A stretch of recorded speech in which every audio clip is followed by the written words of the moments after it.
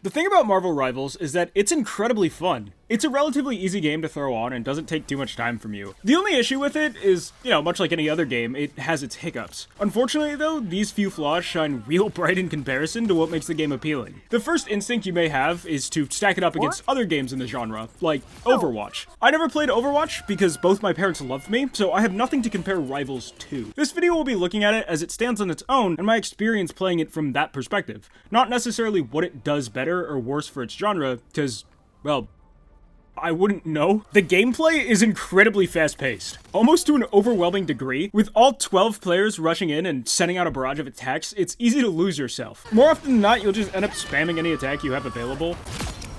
Matches could quickly lose any sense of strategy, becoming more of a button masher where you pick a god and pray you don't go out first. That sense is doubled when you play a hero that doesn't have a diverse moveset and can only really attack in the same cycles.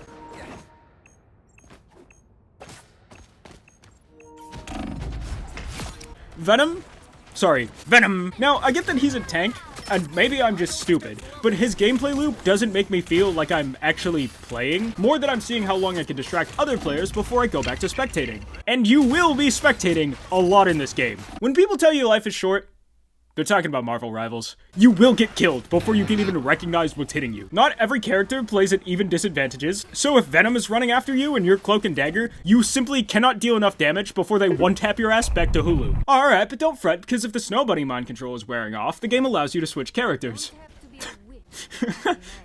You aren't locked into your initial choice from the start of the match, making the game more welcoming for people who are learning, like me, and more dynamic for people who know what they're doing.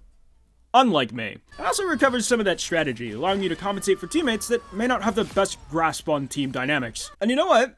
I think that's where the faults of a concept like Marvel Rivals lie. The hero shooter genre and Marvel brand don't blend that perfectly, as you would probably favor playing your favorite hero over playing what the team needs. It can be a little hard to strike that balance where, well, I want to be Spider-Man, but I'm not good as him. He's a 5-star for some reason? And if you're losing the whole time, do you really feel like Spider-Man? And then there's also the opposite case. I don't like you, Jeff, but my team needs a healer. Then you start to reflect on your self-worth. Is winning worthwhile if you didn't do it how you feel like you would have wanted to? I'm in Wanda because I struggle with identity, but it does sometimes feel like I'm putting my team at a loss because she can be extremely limited. Realizing that you might not be able to play as your favorite Avenger is comparable to when your crush says she hates you, but like you didn't even ask, you just kind of said it. However, if that's the case, maybe one day there will be a Spider-Man I can play as. In Marvel Rivals, you're not supposed to 1v1. That's not what builds the gameplay. Peter, please get back here. Yeah, it does seem like certain selections just can't keep up with the rest. And I say those words specifically because by far the most prominent example of that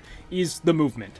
It sucks. Everyone has their own quirks that fill out their moveset, meaning that there isn't any streamlined movement shared between the roster. This literally leaves behind all the heroes that don't have abilities that propel them forward. Unless there's a secret button on my controller I've failed to notice for the past year, the only thing they have is a brisk walk and a jump that fails to clear most of the map geometry. Forget the geometry, you struggle to clear most of the map in general. The arenas are so unnecessarily large, leading a bunch of your gameplay to end up consisting of dead space, really. I love the attention to detail. Obviously there's a lot of care that goes in the map design, yet it's all just kind of trivial considering the game modes we currently have. Like, what is the point? Have you ever seen this room? Have you been here? Do you even know what map this is? It is comically easy to find yourself going the wrong way, or at a dead end, or accidentally Gwen Stacying yourself because there's just a path leading to an open pit, okay? Believe me, I would love to explore. Any Austin would have an absolute field day here, but when all the games are time-based objectives, the map design only becomes the 7th enemy trying to ruin your night. My favorite thing is when you die, and then you have to run 50 kilometers back just to die again. It is amazingly,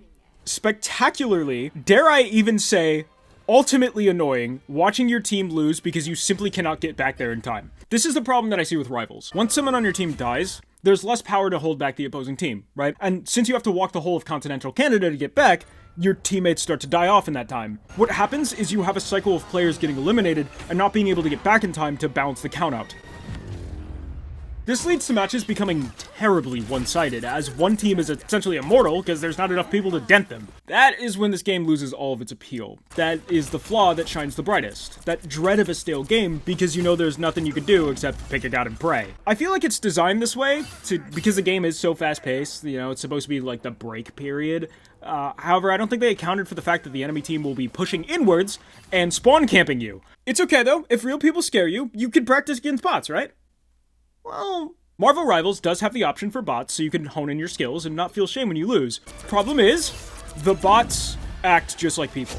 Like, there is virtually no difference from playing online. So there really isn't, like, a chill training session, and that makes the game slightly unapproachable, you know? Because if you want to play at all, you gotta lock in every time. Like, you probably didn't even notice that halfway through this paragraph, I switched the footage from a bot match to an online match. Check the names. So is Marvel Rivals good? I'll put it this way, I'm glad it's free.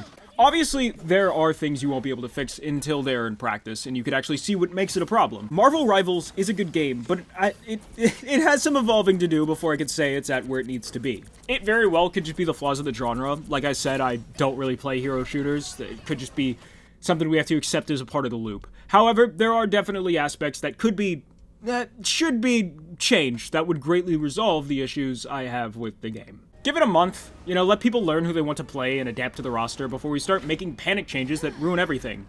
Cough, cough, Fortnite. Because, yeah, it feels like Iron Fist should be deleted from the game. There's no counterpoint, get rid of him. If I can make any changes based on my personal experience with the game, I would. Remove Jeff's ability to heal while he's underground. In exchange, I'll give him 50 more health. He's got the bubbles, that's enough. He don't need to be doing all that. Limit Groot to only spawning one wall at a time. Having 3 is ridiculous, and if you play this character, please seek therapy.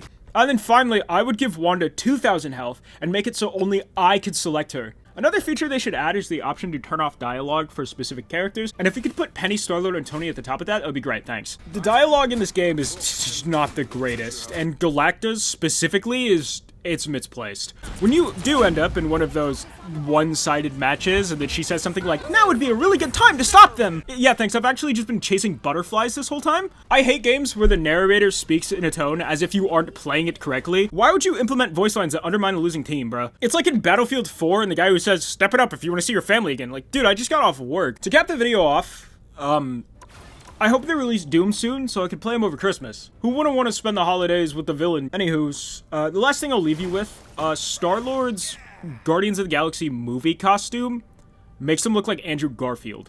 I also hope they add famous Spider-Man villain Beetle to the game someday. Yeah, so that's it for the video. I gotta go watch Arcane now. I hear my friends' voices in my head. They won't leave me alone.